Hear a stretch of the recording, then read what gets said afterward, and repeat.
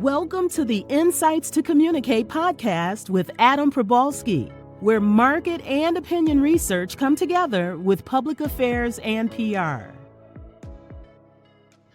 Welcome to the podcast, Chris Russell, Checkmate Strategies, a New Jersey firm.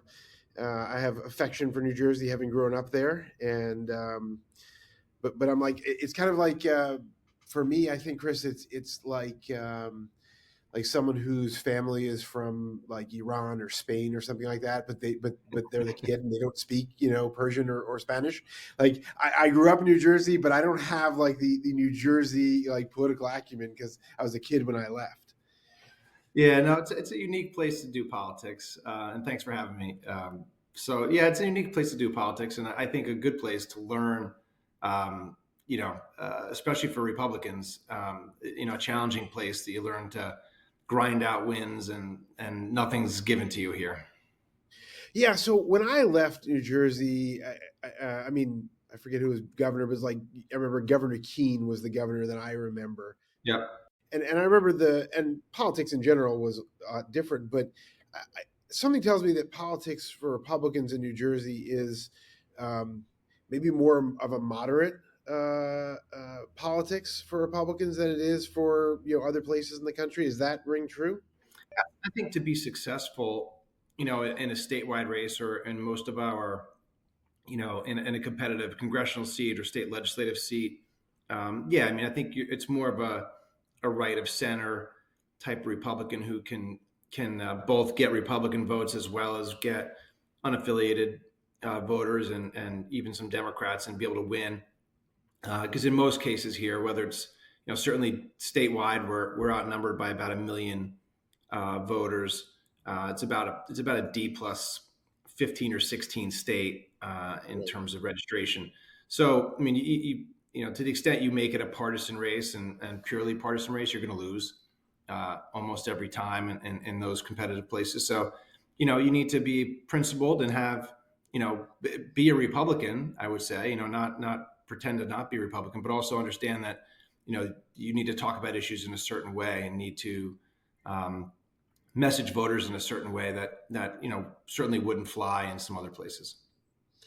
Yeah, I want to get into your history, your background, but I feel like this is therapeutic talking, New Jersey for me. There's no secret that New Jersey has. I think New York and New Jersey have these perceptions, people from the outside, of what was kind of like Chicago, right? The corruption and political gamesmanship that was beyond what happens in the rest of the country. And maybe it's because these are older communities that have a richer history. And there's places like that all over. We have it here in California where there's places where people were going, politicians were going to jail a couple decades ago, and then they grew up and, life is much more normal. Do you encounter that from other consultants or from, let's say, you're pursuing business in other places where people kind of see you as a New Jersey, and kind of like have a weird, put a weird look at you through a weird lens? Yeah, listen, I think the New York, New Jersey, corruption angle, I mean, there's some merit to it, right? I mean, there is, there's a folklore. It goes back. There's certainly history of kind of political machines that operated. I would tell you that while they still exist, they don't exist. There's no necessarily Boss Tweed type stuff going on here. There's no Tammany Hall, Right. But it is a very, New Jersey and New York both, which is unique, and I think most people around the country don't experience the way we do here. Is that the political power in a lot of places resides at the county level. And I know as you go around the country, people say county, county chairman, like they're a real thing and they have power. Here they do. I mean, and it's going on right now. If you pay attention on the Democratic side to the U.S. Senate primary going on right now, where the governor's wife is running for U.S. Senate, and she is being backed by all the county party organizations, or at least the party bosses. And Andy Kim, who's a three-term congressman, is running kind of as the insurgent. And it's a fascinating fight between kind of the old boss system and someone in Kim who's trying to upend it in part. So Now he's benefited from it during his previous run, so it's not completely pure on it. But he is, in this case, the underdog, in that the machinery for what it is in New Jersey is lined up against him.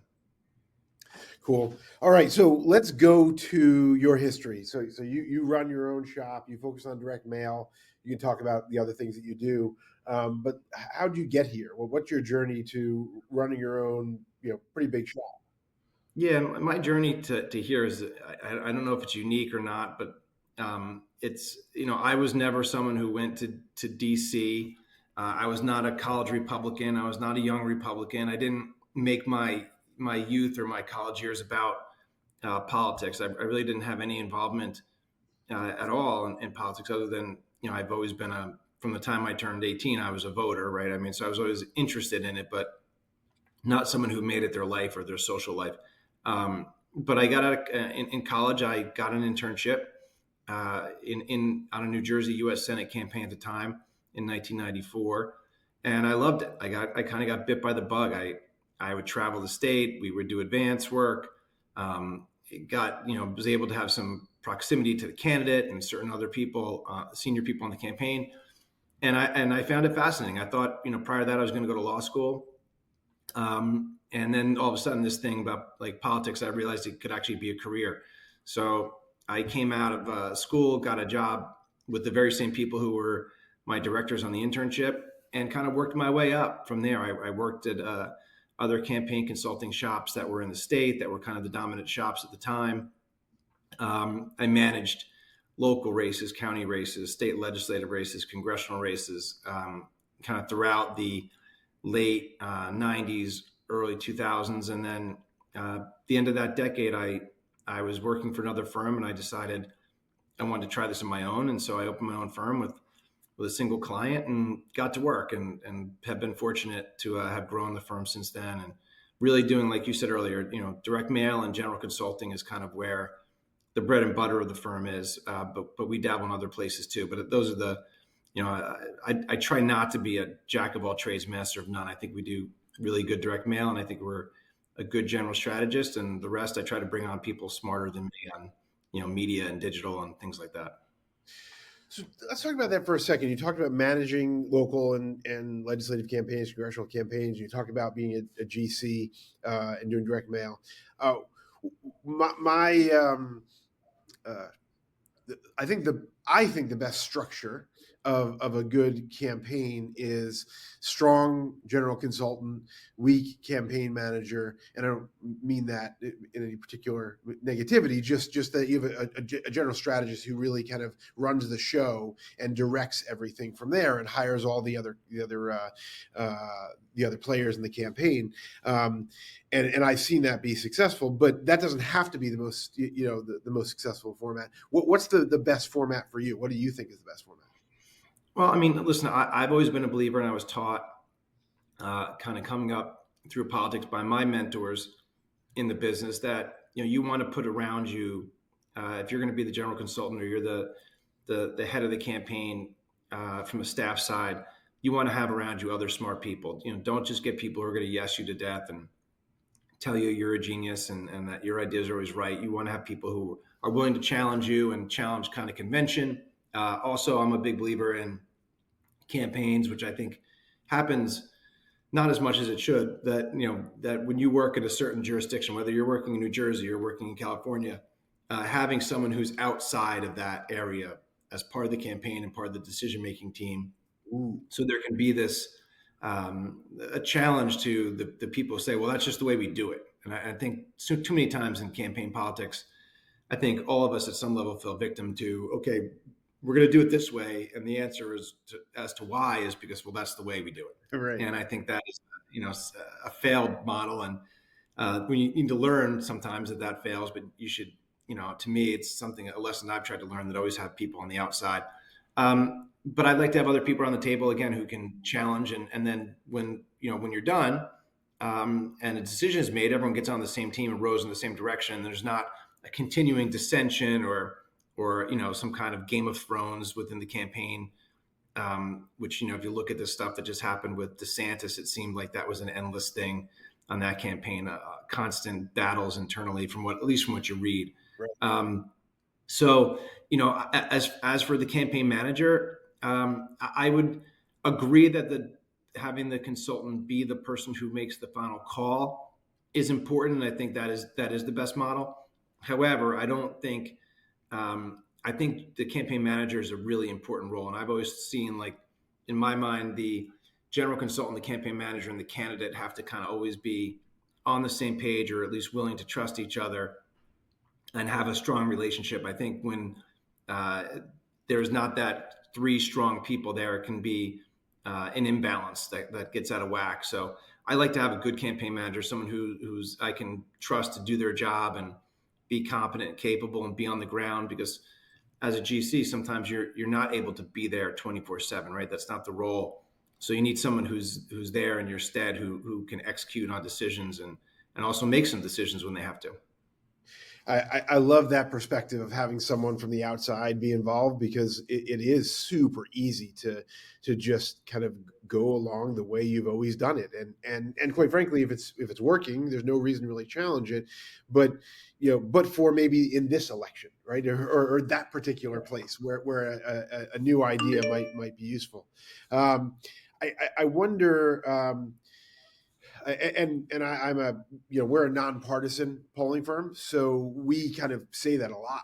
Like you don't necessarily, I mean, not that we're dissing any other pollster. We have high respect for our other colleagues in the business, but you may want someone who isn't just watching Fox News all day long, or someone who isn't just watching MSNBC. You might want someone who kind of like takes in all sides to be a part of your team. Yeah, on that front, I think you have to. I mean, I think too often in our politics now, and this is where I think working in a place like New Jersey or New York, where we do a lot of work, you're as a Republican, you're most likely in a if it's a competitive general election, you're working in a district that, for instance, my former business partner Mike Lawler, his district that he won, Joe Biden won by 10 points. You can't approach that like you might approach a Republican primary in Alabama. It won't work. And so I think, having people who are not just in this echo chamber, whether it's an echo chamber on the right or the left, to your point, I think a good consultant on either side in these competitive races has to be outside that echo chamber, has to realize that, not everyone talks about issues this way or processes information in a way that a typical Republican or a typical Democrat might. And unfortunately, I think in our politics today, too many people, and I joked with this a few weeks ago with a friend. You run into in a Republican or Democratic primary, and I'll speak on the Republican side. You run into people who say, I don't know anybody who voted for Joe Biden. Well, if you don't know anybody who voted for Joe Biden, you're probably doing something wrong, because people did vote for him, right? So, and if you're not even willing to listen to why they might have done, I don't think you're doing your job as a consultant. Sure. So I heard you mention a little earlier on about mentors, and I'm a big fan of that subject. I've been the beneficiary of mentors all throughout my career. People who probably don't even think they're my mentor or have been my mentor, And so can you share, like, is there someone you have to give a shout out to, one person or many that are really influential in your career?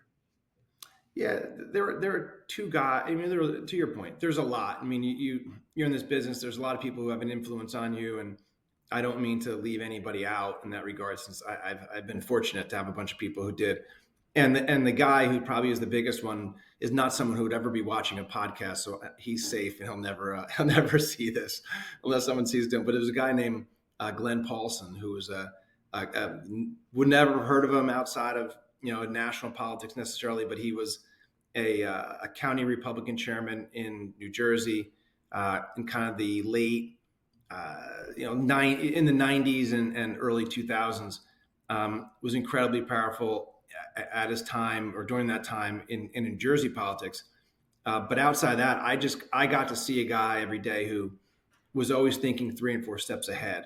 And he kind of was the first person to give me an opportunity to kind of really prepared me for being a general consultant without even knowing what it was at the time. And it was really about how he put together a team and managed a room of people in a way where, again, he was challenging them. He put other good people around him, And then when the time came to make a decision, he made it. So I got to really watch his style, and he was a very intense guy.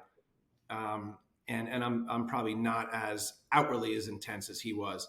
But he was the kind of guy who I kind of watched and learned the game from, and learned how to, again, try to think things down the road. Because if you're just thinking about things in campaigns in the moment, you're going to be late to the party a bunch of times. So I might not be able to think 3 or 4 steps ahead like he did all the time, but I try to be 1 or 2.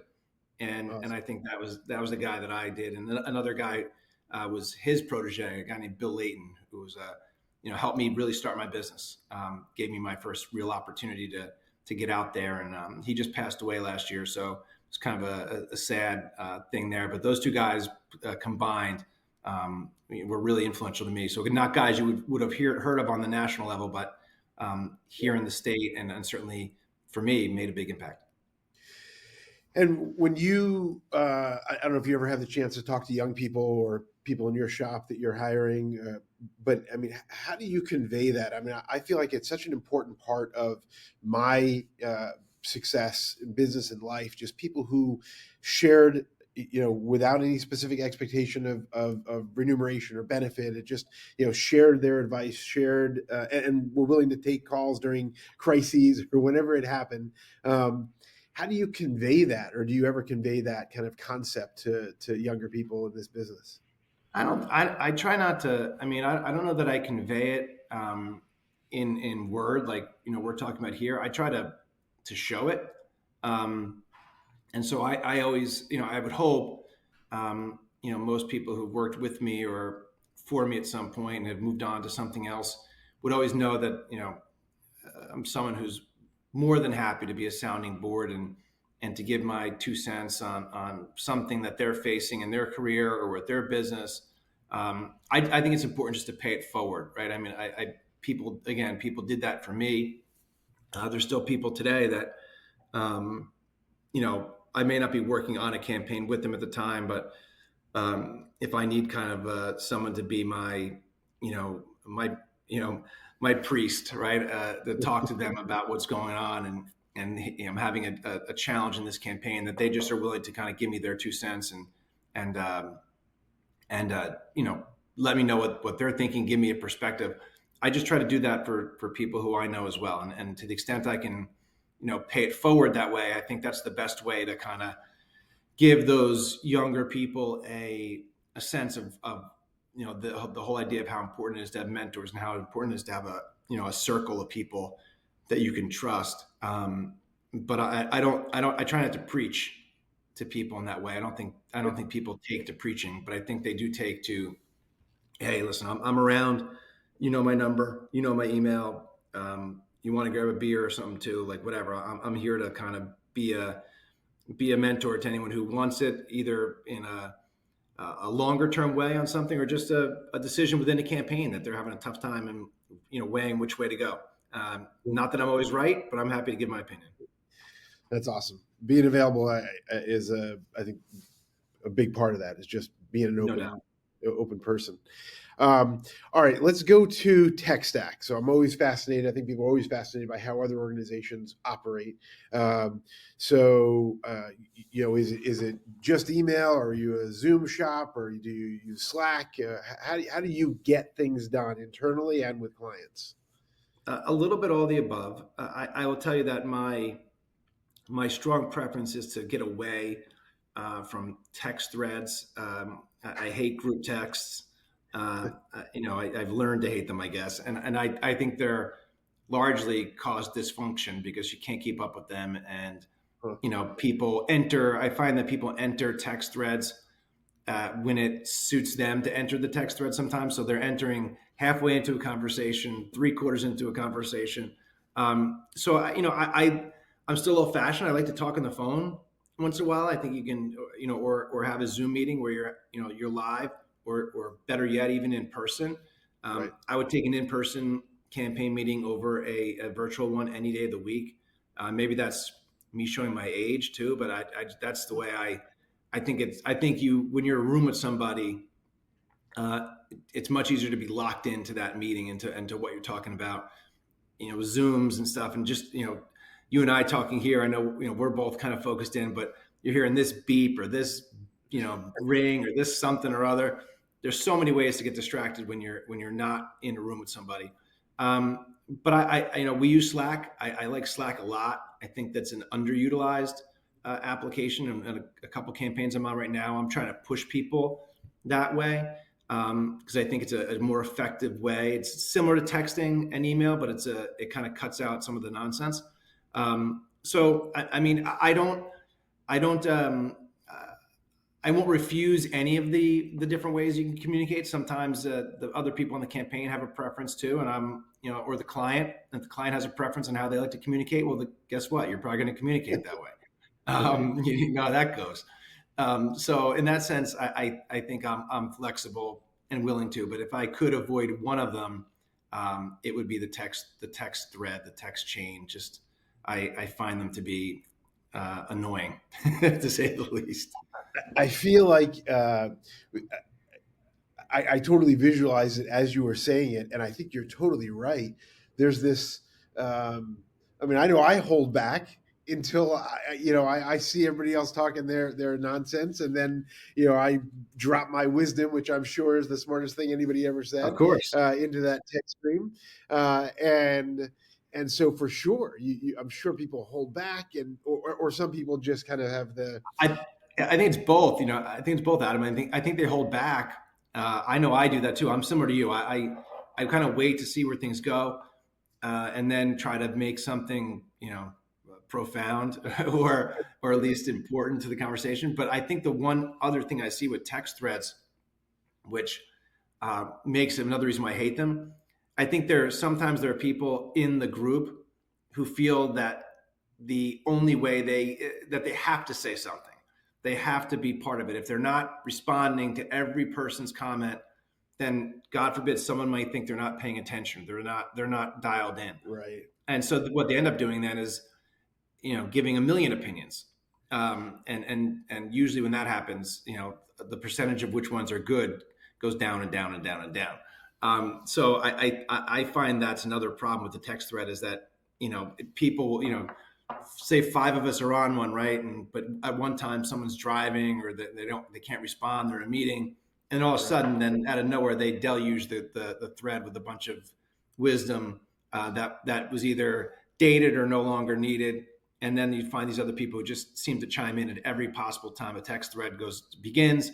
They have to be the first one to respond. They have to be the one to get the last word. And I don't think that does any good either. So I tend to take your approach, which is like try to speak a little bit less, but be more impactful when you do.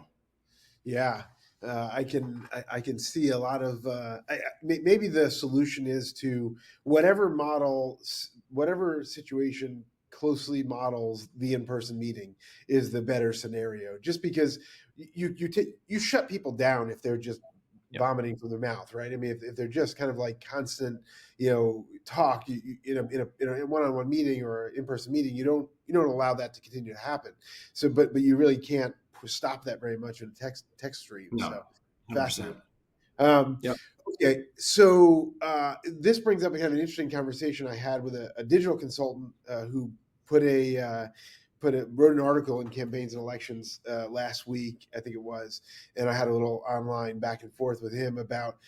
He was basically saying that the hustle culture has got to stop in campaigns, and that the whatever Thursday evening 7 p.m. Call for by the campaign manager to meet is like obnoxious and inappropriate. And I'm not. He wasn't saying like only talk to me 9 to 5, but he's basically saying that like we need to change the hustle culture. And I mean, having grown up in the place where it's 2 o'clock in the morning and you're bringing in pizzas for the crew and they're doing something on the campaign, or you're sleeping under the table in the campaign headquarters because like something's got to get done. I didn't take offense to it, but I was kind of like, come on, like campaigns are campaigns. You just do stuff when it has to get done. But his point is somewhat taken that, you don't have to be sleeping under the campaign office desk every night. So what's your perspective on how campaigns ought to run? Do they have to change? Do we have to still hustle? What's the story? Yeah, I've read the same article, the same piece in CNE. and again, I understand where it's coming from, and now as someone who's, I have two daughters who are teenagers. I'm married. I do like to find some time to be, spend family time, do things that the rest of your life isn't passing you by because you're focused on some inane campaign meeting that could have waited, but didn't for whatever reason. At the same time, I'm a hustle culture guy, right? I mean, that's how I grew up. It sounds like you, same way. I think our generation. I mean, that's what I did, right? You sleep as I'll sleep when I'm dead, right? Type of thing, right? And I still am that way.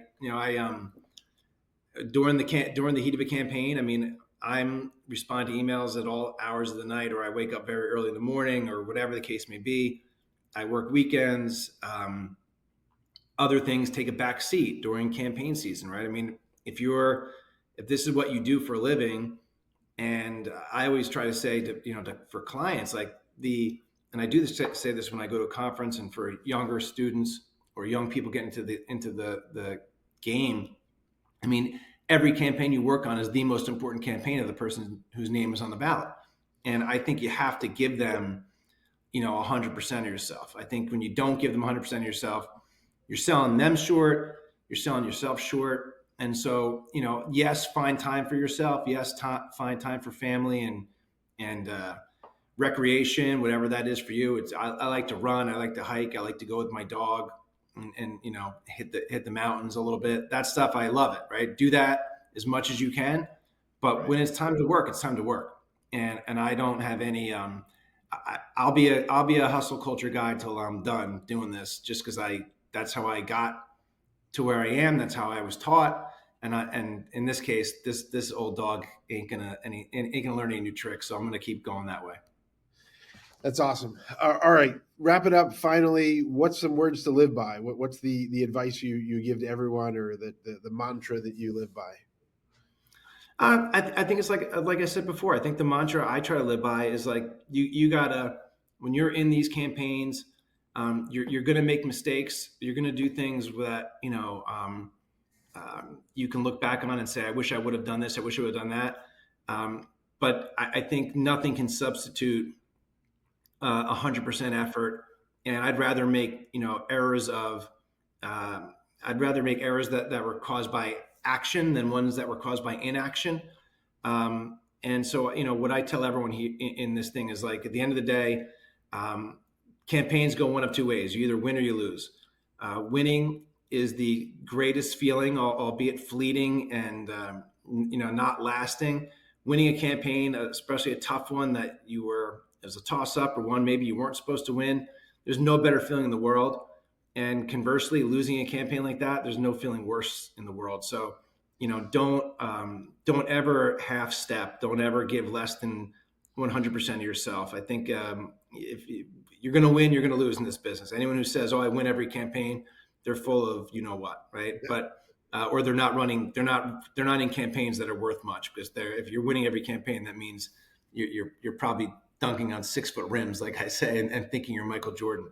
So, and for me, it's just give everything you got to this thing, give everything you got, because the candidate is owed that, the campaign is owed that, and you yourself are owed that. And if you do it, win or lose, people will want to work with you again, because you demonstrate a certain level of energy and enthusiasm and passion for your work.